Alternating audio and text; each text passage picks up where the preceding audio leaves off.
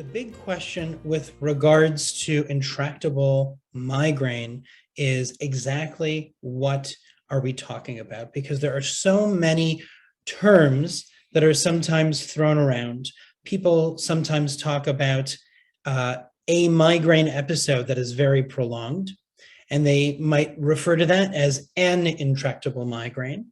People sometimes refer to having very frequent migraine and say, oh, that migraine must be intractable. And sometimes people talk about, certain situations where you've tried many preventive and acute medicines, and those haven't been that effective. And some people call that, refractory or intractable migraine. And just, I would say, to first put the definitions outright and out front, when we talk about a specific episode of migraine lasting over 72 hours, that would not necessarily be what we talk about when we're referring to intractable migraine. There is a technical term for that. It is called status migrainosus. The definition of migraine is a headache that lasts 4 to 72 hours, 72 plus starts this other classification. And if you know anything about headache medicine doctors, we love our classifications and diagnoses. So it does imply different things, and it makes us think about different kinds of treatments. When we talk about chronic migraine, which is not necessarily intractable, that means migraine that is very frequent. How frequent? Well, having 15 or more days of a headache in a month, on average over 3 months, with features of migraine on more than 8 of those days. So again, this is not necessarily what we would even talk about when we say intractable. What we might be referring to is something slightly different. This is chronic migraine, and it can sometimes be refractory or intractable.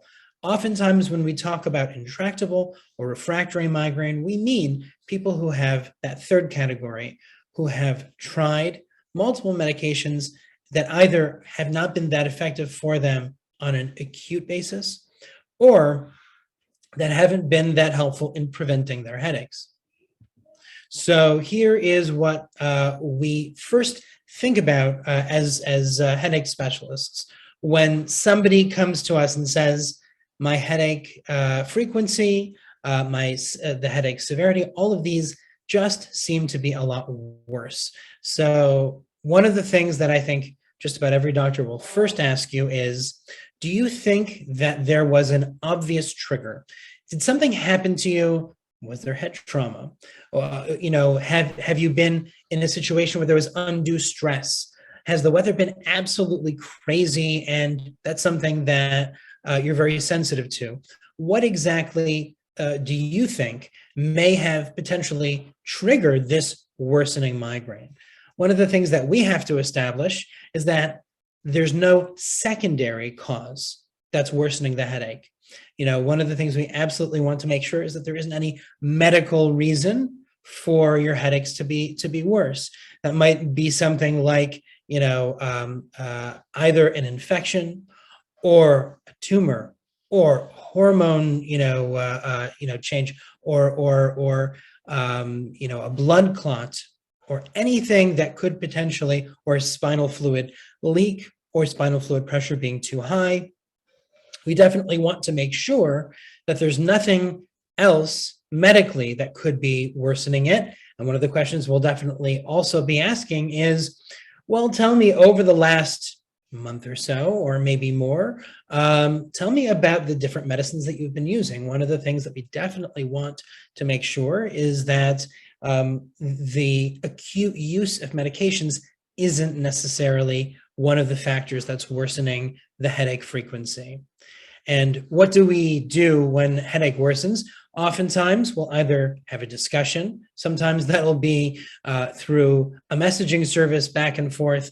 It can be a video visit. It can be one of us, especially if we're somewhat concerned, saying, I want to see you in my office and make sure that there's not something that's being missed, or you need to see a person, a doctor in person. If it happens to be, let's say, a virtual service, something like what NeuroHealth has. And that's where we have this discussion. That's where we start to think about what could be causing some of this worsening. We think usually first, especially if we have ruled out anything very concerning, we first think about short courses of medication that we wouldn't necessarily want you to take for long periods of time, things that can be very helpful to almost reset the cycle. You're in a bad migraine cycle right now. This is something where you'll take either it's a steroid, an anti-inflammatory, sometimes even an anti-nausea or certain kinds of antidepressants or antipsychotic even medications that can be very effective in just pushing the reset button and clearing the air. Sometimes we may even recommend certain procedures, things in the office like nerve blocks, maybe an sphenopalatine ganglion nerve block, maybe even an IV infusion of certain medications that can be helpful. That's what we start to think about if migraine tends to worsen. And clearly, one of the things that we want to make sure is that it doesn't worsen any further. And just to give you a little bit of an overview with regards to what kinds of in-office procedures your doctor might consider, these are different nerves that can be targeted, branches of the occipital nerve, certain branches of the trigeminal nerve, and like I mentioned, sphenopalatine ganglion, or amongst friends we call it the SPG, nerve blocks. Medications that sometimes will be used in an IV setting, I would say the majority of these can even be done as an outpatient, might be things like diphenhydramine, also known as Benadryl, dexamethasone, which is a steroid, ketorolac is an anti-inflammatory, metoclopramide, also known as Reglan, is an anti-nausea medicine, magnesium, which many people use as a supplement preventively, can be very effective, IV in this kind of situation, valproate, also known as Depakote, and levetiracetam, also known as Keppra, are both anti-seizure medications. And the other three medicines oftentimes are really reserved for use on an inpatient basis. Some IV dihydroergotamine or DHE protocols can be done as an outpatient. And in the most extreme or refractory or intractable circumstances, sometimes we even consider continuous IV lidocaine infusions. And this might be done at a regional or national headache center. I would say this is probably most widely known through reports and literature research from the Jefferson Headache Center with specific protocols on IV lidocaine. IV ketamine is a new intravenous infusion that many people are using. Again, I would say probably most famously, researched and published out of Jefferson with regards to their own IV ketamine protocols. And oftentimes this is something that this is institutionally, isn't even controlled directly by your headache specialist or neurologist. Oftentimes this is controlled directly by an anesthesia or pain medicine service in the hospital. There are some practitioners, especially pain medicine doctors, that will occasionally give boluses of IV lidocaine or ketamine, though that's much less well researched and somewhat, I would say somewhat at least controversial. And one of the things that I do just want to let you know about is what we can offer, especially in these kinds of situations, virtually, and what we have been trying to do via NeuroHealth, which is a virtual headache clinic, similar to how you would see your neurologist or headache specialist otherwise. And you would be getting coaching on a every week to every other week basis, and specifically care plans that can allow you to have a very individualized approach with regards to whether it's medication or physical therapy, which can even be done virtually, even diet and trigger modification, and even behavioral changes and stress management. And in this kind of situation, this is even something that neurohealth can offer. Obviously, there are some things that we are going to be limited by somewhat virtually. That being said, we have successfully been able to get patients into regional or national centers and to really get them to skip the line to an extent, to get seen and to get whether it's IV medications, treatment for CSF leak, if that was the concern that we had, or even potentially admission for some of these IV medications in the most refractory circumstances. So now we are open to all kinds of questions with regards to refractory or intractable migraine and headache. And please feel free to write in any questions that you have, and I'd be happy to answer them.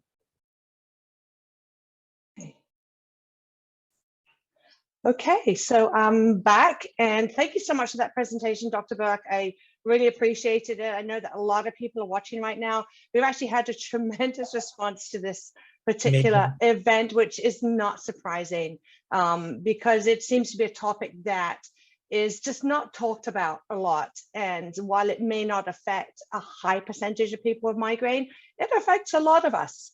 And for those of us it impacts, it's very debilitating. Certainly. So we really appreciate you dealing with that. We have a lot of questions. I know that there's some more coming in. I don't know if we're going to have time to get to all of them today, but if we don't, we will bring Dr. Berk back. And if you could just take your slides off, that would be great for right now so that we can go side by side. Perfect. That's awesome. So we'll bring Dr. Berk back if we need to talk more about this topic. And if not, we'll be addressing another topic. So that's all well and good. So let's start out with the questions. If you have questions still, please let us know, and they will be sent to me so that I can ask them of Dr. Berk as well. So the first thing is, how common is it for someone to start having intractable migraine in midlife or later in life, as opposed to that just being something you experienced from the beginning? I think it's an excellent question. I'd say the best data that we have is out of some of the better longitudinal migraine epidemiologic studies. And these are studies that have looked at, in general, what it looks like throughout life for people who have migraine. And overall, approximately 2 to 3% of people that have episodic migraine will transform or become chronic migraine over a year, or in a 1 year period. So that definitely says that it is possible. One of the things that we can't necessarily predict is how well you'll respond to the initial treatments, so that way you don't end up chronic for very long. And having a headache specialist is actually, I think, one of the best predictive factors with regards to how long you may be more intractable or chronic for. Overall, when we look at the spectrum of migraine as a disease, we know that some people have migraine very infrequently, and some people have migraine nearly continuously and daily, and it is much less common for migraine to be continuous, daily, and very frequent. That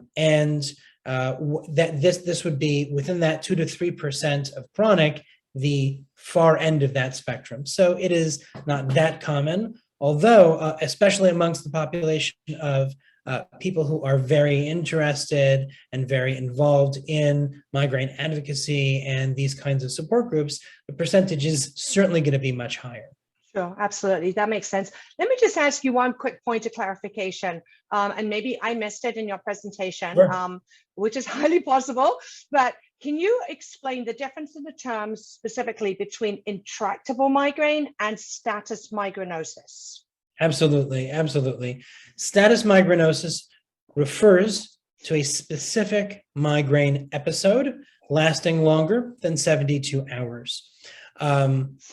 When it's possible to have an individual episode where you take your standard medications for migraine and they seem to be, ineffective. You take them again the second day, you take them again the third day, maybe you add on either an anti-inflammatory or some other kind of medication, and it's been 72 hours, and you might think of that as an intractable migraine, but the truth is that that would not be what we would typically, term intractable or refractory migraine. That is an episode at status migrainosus. And in those kinds of situations, we think about bridge therapies, and we certainly think about, some other, short courses of medications, even injections, sometimes in very refractory or intractable migraine, i.e. people who have really run the gamut of treatments of migraine. They've tried multiple preventive and acute medications in multiple classes, even if they've been combined, sometimes devices on top of all of that. In those situations, that's really where we start to think about the end of the discussion where I was talking about intravenous hospital admission courses, where we think about IV lidocaine or ketamine protocols. Sure. So basically, status migrainosus, there's a migraine attack that lasts longer than 72 hours. An intractable migraine is basically the migraine that doesn't go away. It stays until you take very radical steps, such as inpatient treatment, or that would be kind of like the real cliff notes of what the difference is, right? Because I want to make sure I use the right terms. And I know that we see in our groups a lot of the time that there's a lot of confusion about the terms. And so I think that that's really helpful. So then let me ask you a question specifically about status migrainosus, because we know that that's not super common in terms of percentages, but it is seen. Do you see that people in status migrainosus more frequently who have chronic migraine? Is that part of the progression? I mean, it seems to be for myself just speaking, but I don't know if that's general. Is that part of the progression of the disease, or is someone with low frequency episodic migraine just as likely to have an attack that falls in that status? I think that that's one of the unique things about migraine, that you can have all of those different possibilities in different patients. So you'll definitely I have patients who will only have a handful of migraines a month, but they always last days. And I'll also have patients who have migraine attacks that only last a few hours, but they have them multiple times a week. So one doesn't necessarily correlate with another. You can certainly be somebody who has chronic migraine, even refractory chronic migraine, but not necessarily having severe prolonged attacks. You could have short attacks that are just very frequent. You could also be somebody who has fewer attacks, maybe even 2 a month, but they last 3 or 4 days at a time. That can be very, very troublesome. That can significantly impact your quality of life, just because those attacks are so difficult to get rid of. Right. Yeah. And that's really interesting to hear you describe that. I really appreciate that, because I think that's why it's so important when people are tracking their migraine attacks to talk about migraine days, not attacks, right? Exactly. Because you can have an attack that lasts a few hours, you can have an attack that lasts days and days and days. And so that's really important. I always get frustrated personally when I'm asked to fill out reports that ask about the number of attacks, right? Because it looks like I have very few. But when they last for 4 or 5 days, now you're talking about very severe disability. So that's important. Mm-hmm. So the next question we have, and we have a lot of questions coming in, which is encouraging, because obviously this is a hot topic. So do we know any long-term risks for people who experience either a lot of attacks that fall within the status migrainosus, or people who have intractable migraine? So when we talk about long-term risks, if we're talking about something like the development of other, neurological diseases or neurodegeneration, things like Alzheimer's or Parkinson's, that we don't see at all. Even though there are MRI changes associated with migraine, those have not been ever associated with the development of any neurodegenerative process. That being said, there definitely is an association of having longer attacks and potentially leading to more frequent attacks also. So if the attacks themselves are not very well controlled and you don't have a great as needed option to really stop the attacks, when they first come, the likelihood is your brain being in migraine mode for longer and longer periods of time makes it more likely to start to develop more frequent attacks and potentially lead to a chronic migraine. And for that very reason, oftentimes patients will get conflicting recommendations from their doctor. It sounds very confusing. On the one hand, your doctor might say to you, take this medicine the first second that you feel, the migraine coming on. On the other hand, they might also be telling you, but don't take it too often. You have to judge, how many times in a week you've already taken the same medication. That can be extremely confusing. So the most important thing for sure is you want to make sure that you do treat a headache, certainly within the first 2 hours, ideally even earlier if it could be within the first 45 minutes would be the most ideal, but 2 hours seems to be an important cutoff. But it also certainly is important to know how often you've started to use this medication in that week. And if it seems like you've been taking it frequently, it might be time at that point to start talking about prevention, maybe adding on an additional preventive option for you, those kinds of things. Right, absolutely.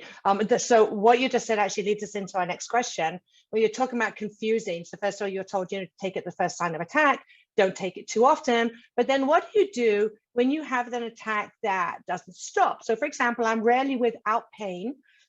Speaking for myself personally, and I know that there's a lot of people who are going to watch this who will say, I'm never without pain. I've learned to distinguish when it's going to escalate into something much more high. But how do you know, basically? Is it just a matter of noticing those triggers that you're like, oh, my heart is racing, or oh, I feel more nauseous, so that's the time to take it? What do you do with that pain that just never goes away? I think it's very important actually to review what your baseline symptoms are with your doctor. And oftentimes, what we discuss is exactly what the progression starts to feel like for these attacks, because you might be somebody that has baseline headache pain and the nausea and light sensitivity worsens. It might be the opposite. You might be somebody who is always very sensitive to light, but it's the headache pain that seems to be getting worse. So it's definitely all about noticing the cues that your body is sending you that something is changing, something is different, and those things can look very different for each kind of person. That's super helpful. I really like that. Just noticing your cues. I know that sometimes I'll tell my husband, I've got an attack coming. And he's like, you're just sitting there. You look fine. Like, no, you don't understand. My heart's racing. I feel very, very sick all of a sudden. I know that that's my cue, but it took me, I'm kind of almost ashamed to say it, decades to realize those are my cues, that it's going to escalate. And so we know our bodies. For everyone who's watching, we know our bodies better than anyone else, better than our doctors. We live with our bodies. So it's really important to be noticing what is going on. Let's get to another question here. So I don't really know that you have an answer to this question, but it's, how can I get medical staff to understand that it never stops? And I'm going to quote this: when I say never, I mean never. They just seem to shrug it off that it's not a big deal. So I think what the person is asking is, that my doctor isn't understanding I have intractable migraine, right? I think that that's very likely what's going on. And the answer is, what you may need is somebody who really is a headache specialist, or somebody who has some additional training in, how to treat headache. One of the things that, we try to actually do with all of our staff is we try to make sure that they understand what it means to live with migraine. This is actually, part of, the onboarding process. And one of the videos that I've actually recorded for all new hires for neurohealth specifically is it's almost an hour talking. It's all about stigma, and it's, what does it mean? Who is it that we're serving? What does it mean to live with migraine? Whether and we do try to understand the entire spectrum of the disease of migraine, but especially towards the end of the spectrum of migraine, what does migraine disability look like? These are real things that our patients deal with on a daily basis. So what I would say is you may need to find somebody who does have that empathy or background or understanding of exactly what it is that you're going through. Right, absolutely. And I think that it's very easy for patients that are on that severe end of the migraine spectrum to be dismissed as difficult patients, when in fact we're trying to cope with a life that our lives are very difficult because of the disease that we have. And so I certainly really appreciate that about you, and appreciate that about neurohealth as well, that the understanding. I read once that it's not so much what comes out, what the treatments that the doctor recommends for a patient, as the words that come out of their mouth that make the biggest impact. And I know that with most of my doctors, I'm like, all I want them to say is, I believe you. That's it, just I believe you. And then everything else kind of is water under the bridge. We can take it from there. Most doctors don't say that. And so to have that acknowledgement is really huge. And I agree with you that if it's easier in many ways to find a new doctor or to get a second opinion than it is to try to change the bedside manner, right, of a doctor who doesn't understand migraine. So that's a huge role that neurohealth plays, and some other options as well. So next question is, there's a lot of emotion in these questions, and I totally understand that. Why is the usual response that, oh, it must be medication overuse headache? You're taking too much medication. So medication overuse headache is a very hot topic. Among patient advocacy, a lot of us feel that there is stigma involved in that. I prefer to term it that it's just it's ineffective use of medications to manage our disease. It doesn't mean that we're to blame. So can you explain from the medical perspective why that always gets thrown at us? Absolutely. I think that in general, when you talk about migraine stigma, so much of it is, it has developed over decades, over centuries, or even millennia, all around, you have this thing that you're experiencing. What did you do to cause it? Right. And one of the reasons I would say why so much focus has always been on triggers, and triggers are important, but they're almost never the answer for how to improve migraine. They're never the answer alone, but so much of the focus has been that way historically because either the person themselves has a lot of guilt about the fact that they can't do something, that they had to cancel plans, or that they feel that they're not able to live up to their responsibilities. That's one major thing. And it's the disappointment that other people have also.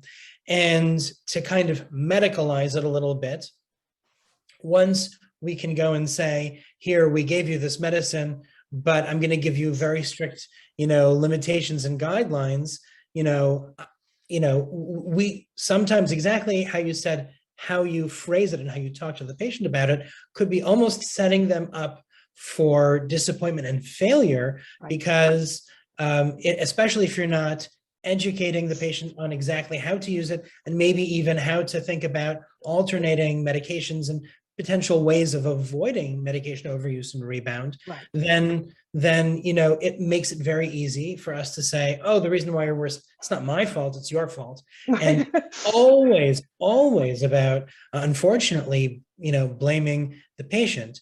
And it really absolutely never should be. The one thing that I would say, I remember one of my mentors used to say this, it was Dr. Young, he said, most of the time, when a patient is using, or overusing an acute medication, it's because there was somebody, and usually a doctor, that told them, oh, you have more migraine, take even more, medications.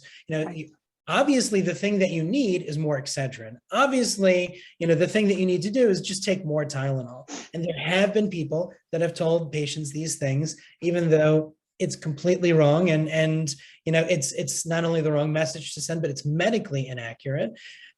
Patients, in medicine in general, it's always easier to say that it's someone else's fault, unfortunately, than that we need to rethink what we've been doing and think about a new plan.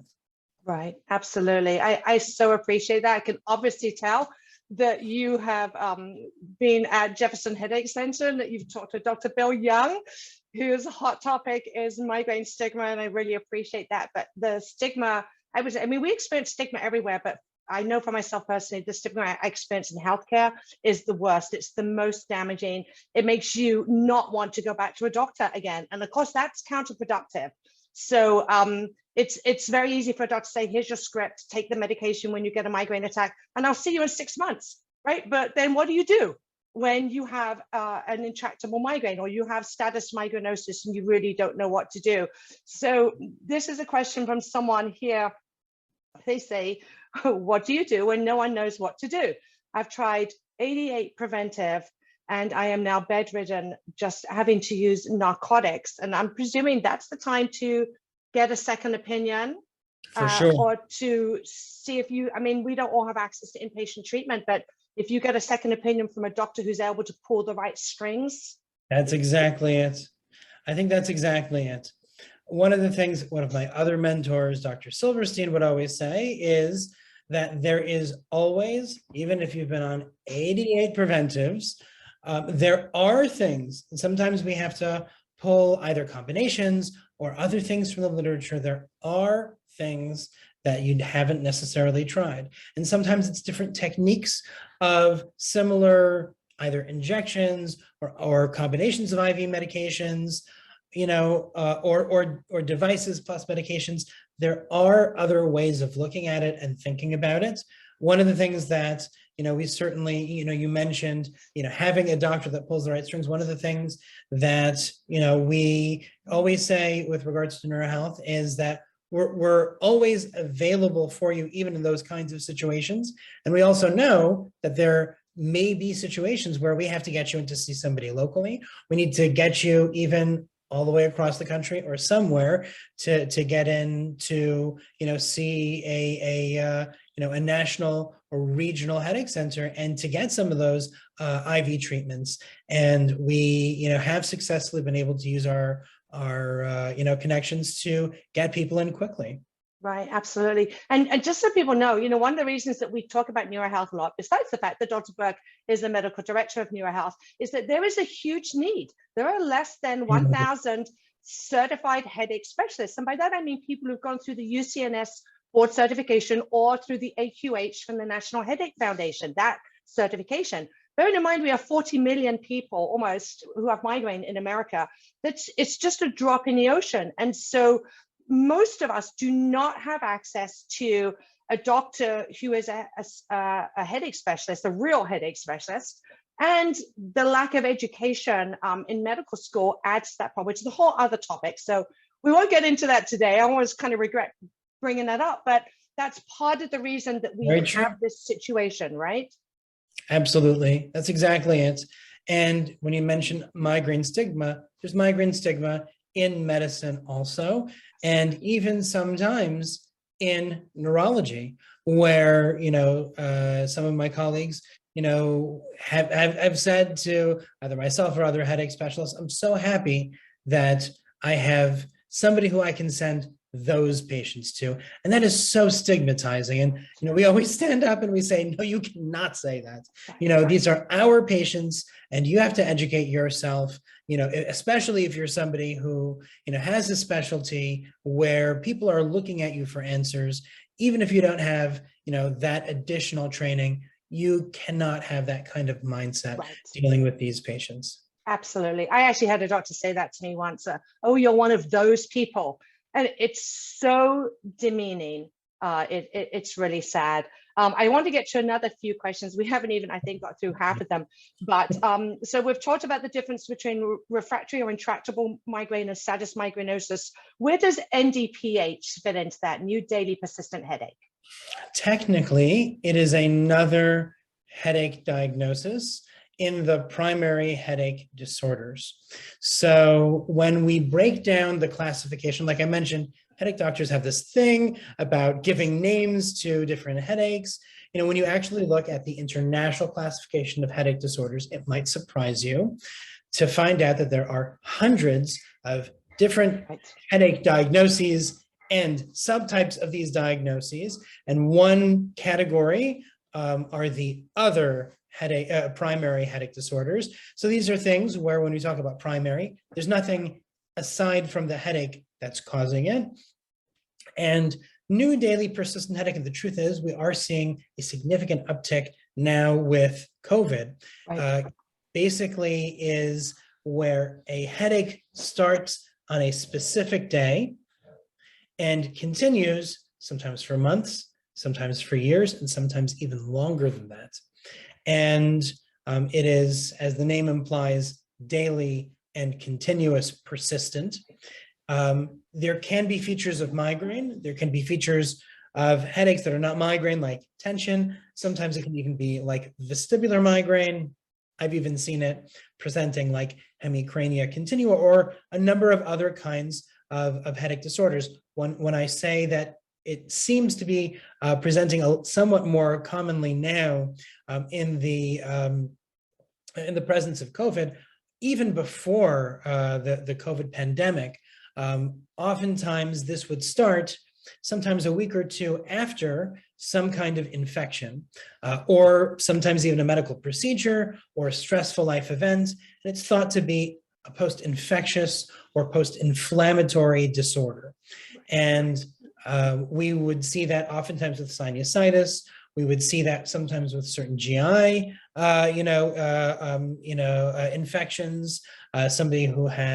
Somebody who's gone through even cardiac stenting or even oral surgery. They wake up and it can happen where they just have a headache that persists, not necessarily directly related to the procedure, but just your body decided at that point to start this inflammatory process. Exactly where it fits among this refractory or intractable migraine, spectrum, it can sometimes look almost identical to chronic migraine. For some people, it doesn't look like chronic migraine at all. It looks like a chronic tension type headache or something else. Traditionally, the kinds of treatments have been where we treat what the headache seems to most closely resemble. So if it resembles chronic migraine, we go down that route. If it seems to resemble vestibular migraine or chronic tension type headache or whatever else it would be, that's how we would try to treat it. There are, I would say there's a growing body of literature that has looked specifically at the immune system's response and role in new daily persistent headache. There are definitely some doctors that will prescribe more immune specific kinds of treatments. I would say that those, because new daily persistent headache is much less common even than chronic migraine, is something that we don't have great studies for, but I've had some patients, I've seen some patients find those to be effective. And it can sometimes take a very long time before you really start to see significant improvement. Absolutely. It's so interesting to hear about this, to hear about all the different diagnoses, to learn about the new the headaches that people are experiencing post-COVID as well. It's a fascinating area, and it's so sad that there isn't enough research and not enough doctors interested in it, because I think it's obviously you do as well. It's fascinating to see everything that's going on. I think we have time for like 3 more quick questions. So one of them is, what is the best way to approach your doctor? I'm presuming this question comes from someone who is not seeing a certified headache specialist. I could be wrong about that, but that's just a guess. How do you approach your doctor if the things that they've given you are not working and you want to present like the options that you've said today? And I'm just going to, before you answer, I'm just going to let people know we do have a migraine toolbox on our website that you can go to. You can print that out, you can take that to your doctor, and then next year we're hoping to create a whole series of brochures that will make it be even easier. But aside from that, what is your best recommendation, Dr. Berk, for how do you talk to your doctor about, and tell them this isn't working, but by the way, there are these options that I want to try? What actually may be helpful, and this is what we actually do at NeuroHealth, is sometimes finding somebody who is an expert.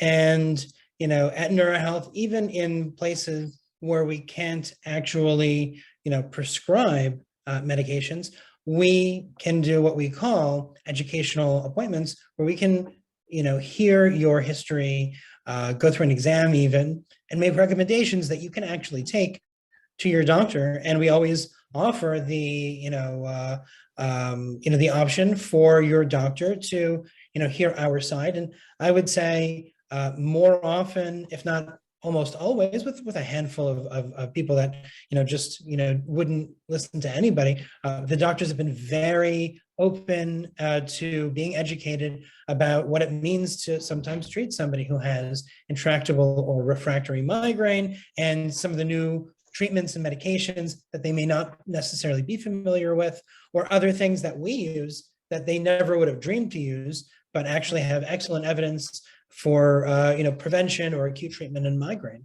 Right, absolutely. And just to let people know that if you're nervous about asking your doctor, being proactive about this, you're not alone. People may not realize this about me, but I get very nervous when I talk to my doctor about things like this. I get very intimidated. You could call it white coat syndrome or anything else you want, but it's normal to feel intimidated by your doctor, but it's okay for you to advocate for yourself. It's important for you to do that. It's important for you not to accept the status quo if your disease is heading in a bad direction. So it's okay to get that second opinion and to talk. And if your doctor's not receptive, then it's probably time to find a new doctor, I would say. And we had a talk with Dr. Starling a couple of months ago about this very topic.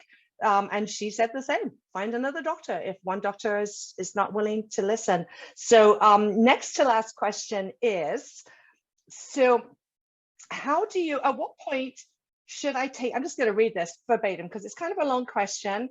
At what point should I take action? If I've taken my abortives, I'm on day 3 or 4, at what day do I realize I need to do something different? People may say, people who don't have migraine may think, well, that's obvious, but it's not always obvious. How do I know when to contact my doctor and what can they do? Is it to do with my pain level? Is it to do with me just not being able to cope anymore? When do I say enough is enough? Yeah, certainly if you're getting to the point where you're about to reach 72 hours of a migraine, where, like we were saying before, we call this status migrainosus, absolutely that would be a time to reach out. Certainly if there's anything different that you're starting to notice about your headache that you don't normally notice, for instance, if you are somebody who never experiences aura, and here you are experiencing all kinds of different visual symptoms or numbness or tingling or other issues that you have never noticed before. It wasn't positional before, and now you start to notice it every time you stand up.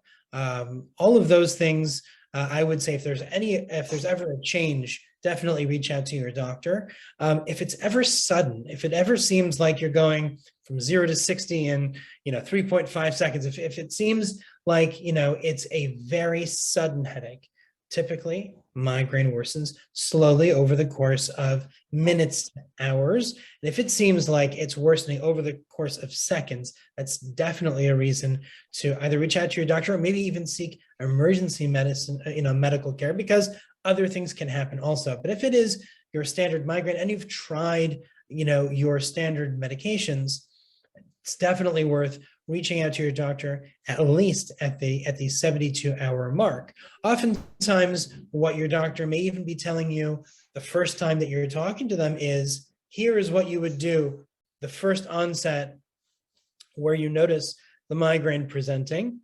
And here's something else that you can do if you're still not better, maybe within 2 hours, that's where you would, let's say it's a triptan, repeat the triptan. And if you're still not better, it's not that you can't do anything then. At that point, that would be the time to start a longer acting anti-inflammatory medication like naproxen or nabumazine or one of those kinds of medications. And oftentimes we will, even combine over-the-counter medications with some of the prescription medications to, make sure that you never end up in a situation where it's been 72 hours and your headache is still there. Absolutely. And I think that just kind of comes down to the fact that when you go to see a doctor, you've got to ask for a plan. You're not just getting a script for preventive medication and a script for something abortive or maybe something rescue as well. You need a plan. This is what I do in such and such a situation. If that fails, then I do this. If that fails, then I do this. And that's really important. Yeah, have the questions written before you go into your doctor and ask him outright, what do I do if such and such happens? Because we know it's very hard to get a hold of our doctors when we're in the middle of that situation. So have that ahead of time, even ask them to write that down for you so that you have it. Now, this is the final question. This is all about, how we can help prevent or even possibly reverse the situation we're in if we have intractable migraine, or how we can lower our risk of having status migrainosus. So is that if you have a more effective preventive, is that likely, or is it possible that that can reduce the risk of status migrainosus or an attack that won't work? And if you have intractable migraine, or if you're having a lot of attacks that go over 72 hours, is that also a sign that you should consider changing preventives, getting a second opinion about that, rather than treating each attack as it comes? I'm sorry, that's a long question. I think that is very, very true. I think that's definitely the case where, you mentioned effective preventives, effective acute medications. It's finding what works. And I think that the most important thing to, I would say, not necessarily lose perspective of is oftentimes you can be in a great place where things had been worse before. You started on a very effective preventive medicine. Now your attacks are so much lower. You have a good acute medication. It still can happen. Once in a blue moon, there's a migraine and you did everything right. And it is 100% not your fault. And it's just there for days. And it doesn't want to, leave you anytime soon. And you've tried so many different you tried your acute medication, you tried what your doctor even gave you as a rescue, and nothing works. That definitely happens. That being said, don't necessarily jump to think that that means that, things will continue to be worse for the rest of your life. You can have exacerbations that come out of the blue that can be very difficult to treat. Overall, having an effective preventive medication, having an effective acute medication, continuing to use them, that's the best thing. Nothing is ever a guarantee, especially with regards to migraine. Nothing is ever a guarantee, but that will definitely put you in the best position long-term to not be in refractory or intractable migraine later on. Right, absolutely. I so appreciate that. So appreciate all the information you have. I know this has been a really long Facebook Live event, so we appreciate your time. Thank you, everybody, for watching this. Thank you, Dr. Berk. We're looking forward to having you back again in the new year as well. We'll determine the topic for that. And as always, just want to encourage everyone who watches this, to advocate for yourself, talk to your doctor, learn what is out there. And don't accept that life with intractable pain is okay. There are options. There are things that you can do. So we just want to encourage you, if you still have questions, please let us know. We'll try to get back to you with that.